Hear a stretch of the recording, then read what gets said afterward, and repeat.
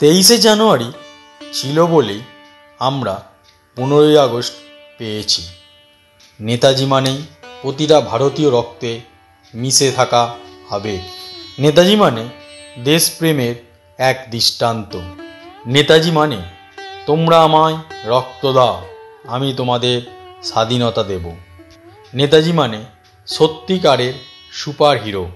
নেতাজি মানে ক্ষমতার লোভে নয়, দেশকে ভালোবেসে দেশের জন্য লড়াই করা। নেতাজি মানে আইসিএস পরীক্ষায় চতুর্থ হয়েও শুধুমাত্র দেশের কথা ভেবেই সেই চাকরি প্রত্যাহার করা। নেতাজি মানে যিনি শিখিয়েছিলেন স্বাধীনতা ভিক্ষা করে পাওয়া যায় না, ছিনিয়ে নিতে হয়। নেতাজি মানে রাজনৈতিক ষড়যন্ত্রের শিকার, জাতীয় কংগ্রেসের সভাপতি হয়েও পদত্যাগে বাধ্য হওয়া।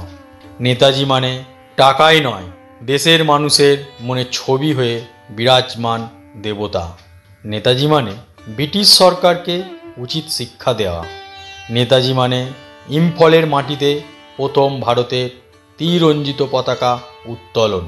নেতাজি মানে রাসবিহারী বসুর গঠিত আজাদ হিন্দ ফৌজের নেতৃত্ব দেয়া।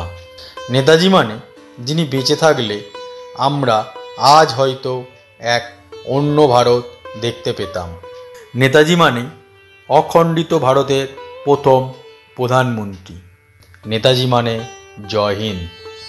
আজ 26শে জানুয়ারি প্রজাতন্ত্র দিবস। এই প্রজাতন্ত্র দিবসে সকল শ্রোতা বন্ধুকে জানাই সহস্র ভালোবাসা।